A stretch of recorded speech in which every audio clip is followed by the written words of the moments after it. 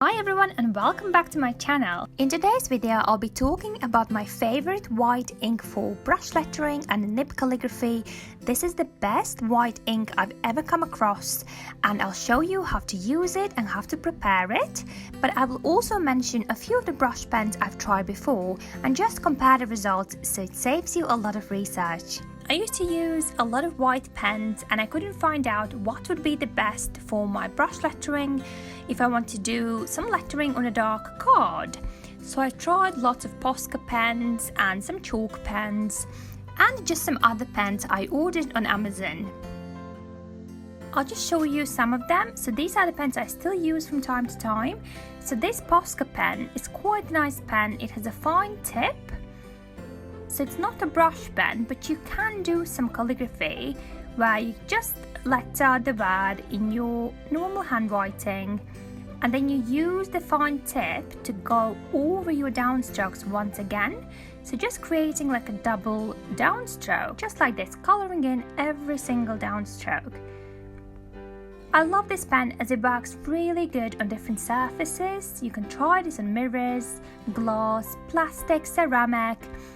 The only reason why I'm not 100% happy with this is that it doesn't have a brush tip, it just has like a very fine tip. But I did actually come across a brush Posca pen in white, but it definitely takes a bit of effort to get those strokes right. You'll find that you need to go over all of your strokes once again, just making sure they look nice and contrasting.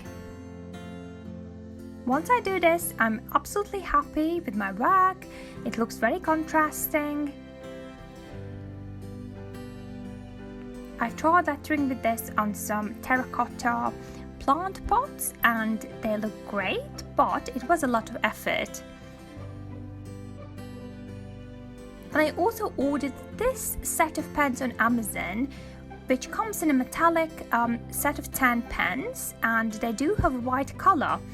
And I actually think it's quite a good one as it has a brush tip and it sort of appears invisible once you letter, but then you wait a little bit and it becomes white. But nothing stands close to this white ink. It's my absolute go-to white ink. You can use this with your water brush pens or nibs. It's just a very good medium and I'll show you how to prepare it. So it's called a Doctor's PH Martins and it usually comes in a pot like this with a very thick medium in it. You can use your lid to mix up your ink, or you can just take a spare jar like this and then dilute your ink with water. So it's a little bit confusing. Once you order this, you will receive this jar and it's a very thick substance in there. So it needs preparing. Try not to go straight in lettering with this very thick paint as it won't be a great result. So we want to dilute it with a bit of water. So I've used my brush to transfer a little bit of paint into my little pot and I just started adding a little bit of water, not much at all, so you can use a pipette if you have one. You'll probably just need 2 or 3 drops. Just start mixing it and you can always test it out on your card. And I'm just swapped to my watercolor brush pen and I will demonstrate how I letter a word. You can see a big difference from the word above. This paint is great as you can use it with different sized watercolor brushes. You can use it with different nibs. It works perfectly. And it will last you a very long time as well.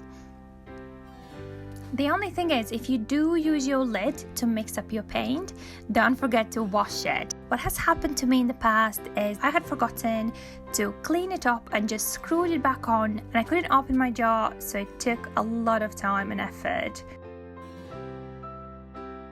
So you can see that it creates really nice white lettering in one go.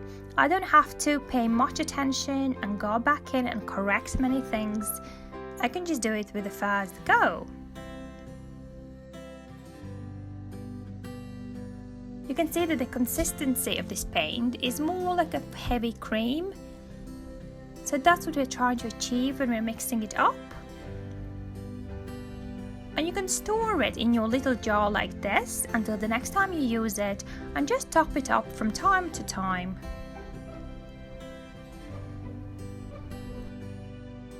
I will now show you how to use it with your calligraphy nib. You can use this ink with your nib by dipping it into your little pot, just like it's a regular ink. But to do that, we will need to fill up our jar with a bit more water so you can actually dip the whole nib. So I'll just add a tiny bit of water in there. So I usually like to have my little pot half full. You can use your brush to transfer a bit of water there, or just pour a little bit of water from the jar. And then I'm just going to use my brush to add a few blobs of the white paint. Just like this. I usually do this 3 or 4 times, depending on how saturated you want your ink to be once again. So it's a very good idea to test it if it's ready. And just mix it up with your brush very well, or screw the lid back on and give it a good shake.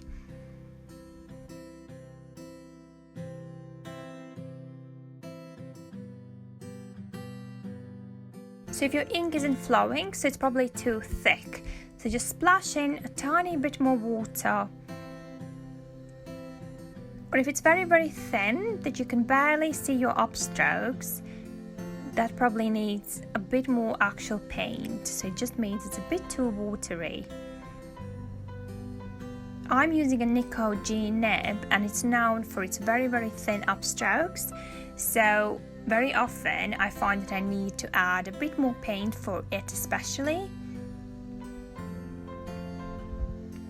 Or sometimes I find that I need to go over my upstrokes once again. It's a bit tricky until you get it right, but once you do, you'll have beautiful contrasting lettering on dark backgrounds, which will look just beautiful. I really hope this was helpful and you learned something new. Good luck with your lettering. Thanks for watching this. Don't forget to subscribe to our channel so you can see more tips just like this, and feel free to follow me on Instagram for some daily lettering inspiration. Thank you, and stay tuned for the next video.